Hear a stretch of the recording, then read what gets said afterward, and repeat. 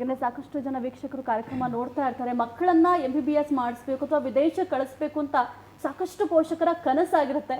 Sir, ನೀವೇನು ಹೇಳ್ತೀರಾ? ಮಕ್ಕಳನ್ನ ವಿದೇಶಕ್ಕೆ ಕಳಿಸ್ಬೇಕು ಅನ್ನೋ ಕನಸು ಪ್ರತಿಯೊಬ್ಬರಿಗೂ ಕೂಡ ಇದ್ದೇ ಇರುತ್ತೆ.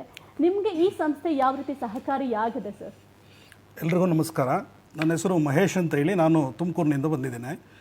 ನೀಟ್ 2024ರಲ್ಲಿ ನನ್ನ ಮಗ ಹರ್ಷಿತ್ 510 ಸ್ಕೋರ್ ಆಯಿತು.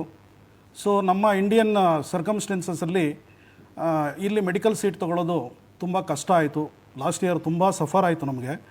ಸೊ ಅದನ್ನು ನೋಡಿದಾಗ ಅವನ ಆ್ಯಂಬಿಷನ್ನು ನಾನು ಮೆಡಿಕಲ್ಲೇ ಮಾಡಬೇಕು ಅಂತ ಇದ್ದಾಗ ನಮಗೆ ಒಂದು ಆಶಾಕಿರಣವಾಗಿ ನಮ್ಮ US ಗ್ಲೋಬಲ್ ಸ್ಟಡೀಸ್ ತುಮಕೂರಿನಲ್ಲೇ ಆಫೀಸ್ ಇತ್ತು. ನಮ್ಮ ಫ್ರೆಂಡ್ ಕಡೆಯಿಂದ ಒಂದು ರೆಫರೆನ್ಸ್ ಸಿಕ್ತು.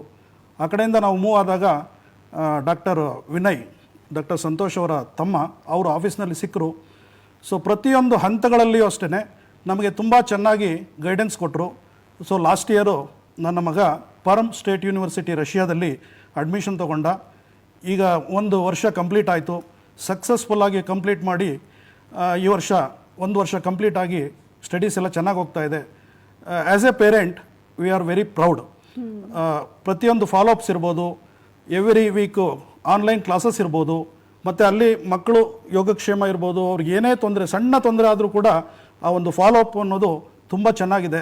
ನಾವು ನಮ್ಮ ಮನೆಯಲ್ಲೇ ನಮ್ಮ ಹುಡುಗರು ಇದ್ದಾರೆ ಅನ್ನೋ ಭಾವನೆಯಲ್ಲಿ ಚೆನ್ನಾಗಿದೆ ಅನ್ನೋ ರೀತಿಯಲ್ಲಿ ನನ್ನ ಅನುಭವವನ್ನು ನಾನಿಲ್ಲಿ ಹಂಚ್ಕೊಳ್ತಾ ಇದ್ದೇನೆ. ನಿಜ ಸರ್.